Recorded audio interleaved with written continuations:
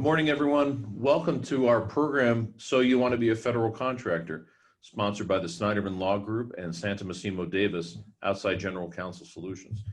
We're really happy to have you today because this is an important topic for businesses, especially in the current business climate. I think it's an excellent opportunity for companies that aren't currently doing business with the federal government to think about the opportunities that are before you. What you're going to learn today is a series of topics that will hopefully empower your company to become a federal contractor and take advantage of what you'll see as a huge sale opportunity, with the federal government being perhaps the largest or one of the largest procurement customers in the market today. So we'd like to help partner with you to make it easier for you to take advantage of that opportunity. So just to review briefly the agenda. So this is a 2-day program, about 2 hours each day. Day one is today, obviously, and we want to talk about the basics of becoming a federal contractor, export controls basics, cybersecurity and CMMC certification, workplace and remote employees, and lastly, Office of Federal Contract Compliance Programs, OFCCP, and audit preparation. Day two, we'll get into some insurance coverage concerns for federal contractors, tech transfer from federal labs, PTAC, the Procurement Technical Assistance Program, compliance and ethics programs, and lastly, records retention and audit preparation. All important topics. I'd like to hand the mic to Mark Snyderman to talk a little bit about his firm, the Snyderman Law Group. Thanks, Chris. We're excited to be here today and tomorrow, and look forward to what a significant amount of great content that we're going to deliver to you guys, and hope you enjoy it. Snyderman Law Group is really formed around the concept of disruptive lawyering. So we like to say that we do things a bit differently. We think a little bit differently because we're not only lawyers, but we're also business people. I happen to have been the COO of a government contractor here in New Jersey for about 10 years, and helped that company grow from the better part of 15 million up to about 60 million in revenue. We had about 300 employees. So this is a field that we're very familiar with, not only from the legal side, but also from the practical side, having been in operations in the business. And Antonella was my deputy general counsel when I was at the company. So we have a pretty significant expertise in the field. We're looking forward to sharing some of that with you guys next 2 days. Thanks, Chris. Thanks, Mark. So I'd like to introduce you to our firm, Santa Massimo Davis. We're a specialty law firm with offices in New Jersey, New York, and Philadelphia. And we work with clients all around the country in the mid-market space. Our lead offering is called Outside General Counsel, where we'd like to bridge that gap between what a mid-market company needs to satisfy its legal concerns and the traditional hourly billing model that they face when they go out and buy legal services. Those two often don't give companies what they need in terms of a strategic legal solution. We'd wanted to bridge that gap and make our firm the equivalent of an outsourced law department, so that our team of 14 becomes the equivalent of an in-house law department for mid-cap companies. The way that we do that is to offer our services on a fixed monthly fee, which makes us more accessible and makes our services more strategic, so that companies can call on us early and often to prevent problems, run their business more smoothly, and avoid some of the regulatory hassles that you'll learn about today for folks that don't follow the rules.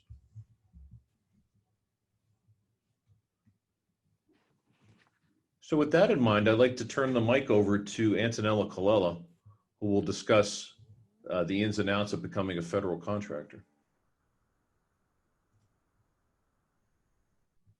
Thank you, Chris. Good morning, everyone. So we're going to start at the beginning and talk about how to become a federal contractor, or really how to do business with the federal government. We're going to be talking about how the government buys things, and it's very different from how you or I would buy something. And then we're going to talk about cost accounting and how to build your rate so that you can be competitive to the government and win business.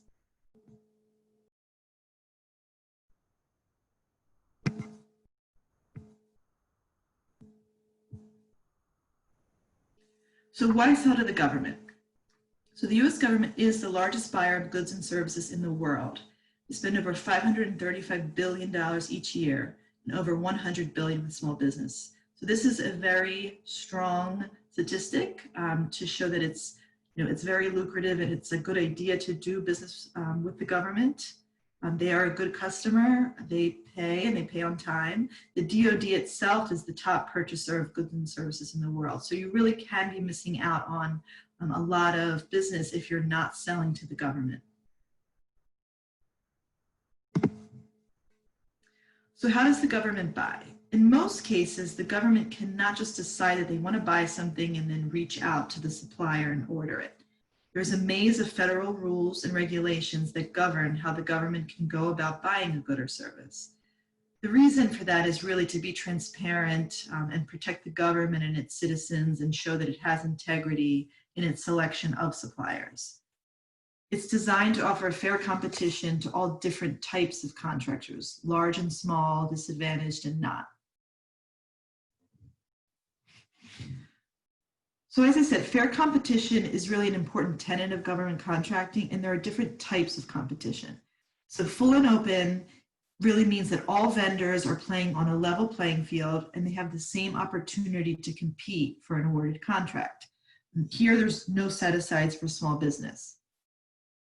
Full and open after exclusions, this really means set aside. So these are contracts that are set aside for 8A companies, which are minority-owned businesses or service-disabled businesses or small business owners. Other than full and open, these are non-competitive awards. This really is sole source. This allows a single supplier to fulfill the needs of the contract. These are not favored. They're not used that much. They're really only used in certain circumstances, such as exigent or an urgent need for something. And maybe there's not enough time to go through the whole procurement process.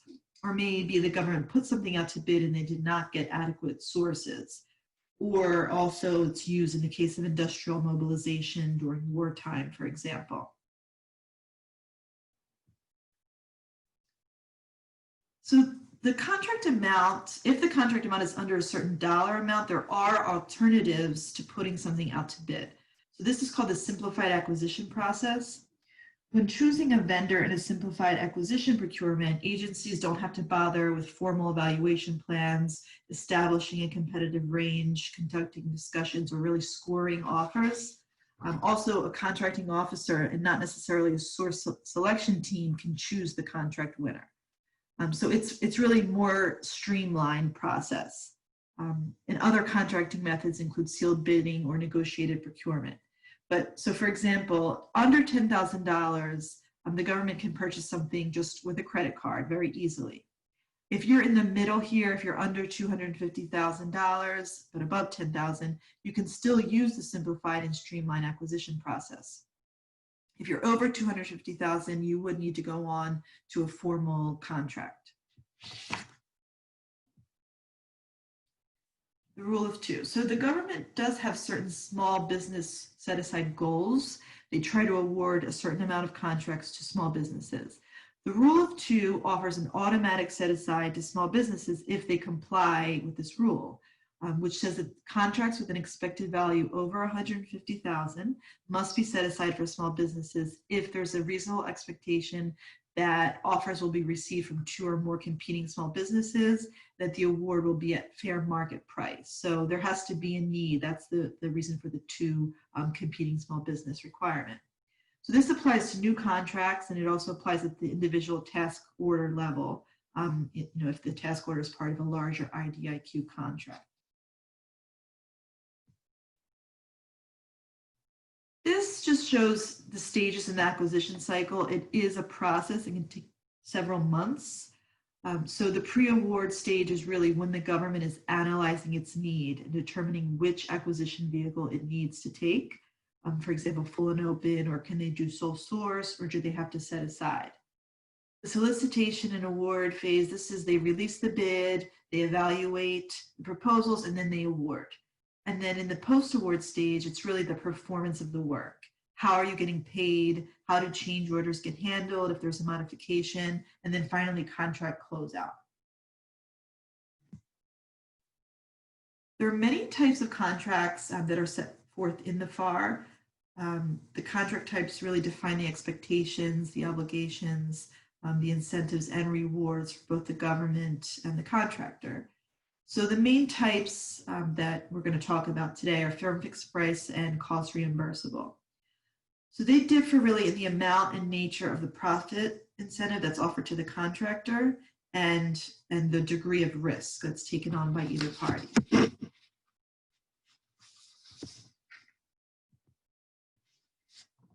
So this is a sliding scale of the allocation of cost risk. So with firm fixed price contracts, the contractor really takes on all the risk here.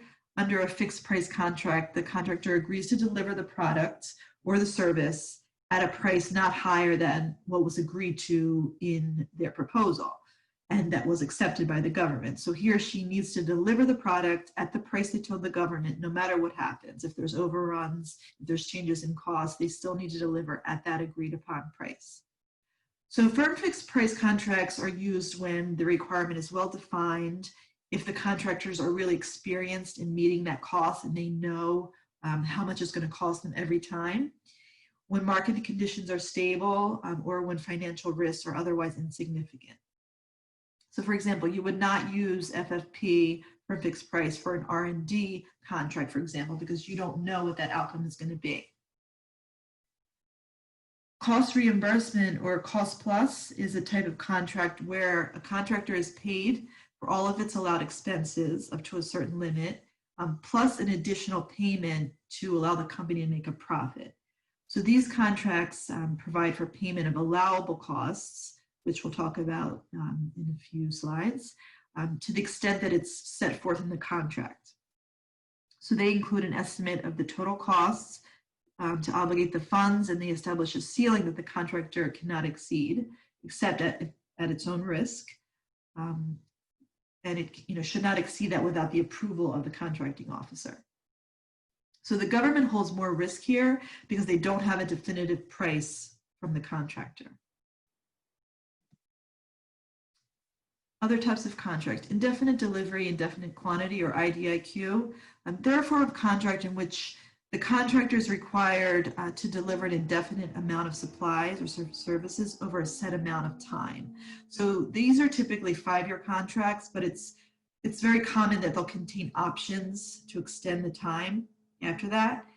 A way to think about these are that services or goods are guaranteed throughout the time period, but they're only delivered when the need arises, when the government needs them to. So that's done through delivery orders and task orders. Multi-agency contract, that's an interagency contract that can be used by other agencies. Government-wide acquisition contract, or GWAC, that's also an interagency contract. It's just allowed under a different statute. Blanket purchase agreement is a simplified acquisition method, so it's technically not a contract. Same thing with OTAs or other transaction authorities. Under BPAs, agencies use it to fill anticipated repetitive needs for supplies or services. So how does the government decide which type of contract is going to be selected? So there's a lot of factors that go into that. The need has to be carefully analyzed. And they take certain things into account, like urgency. How fast do they need the good or service? What's the period of performance? If it's shorter, it's easier for both parties to determine their needs and their costs. For example, does the contractor have an approved accounting system? If it's for a fixed price, there's no direct need for a cost data from a contractor's accounting system, although it's good for a contractor to have that.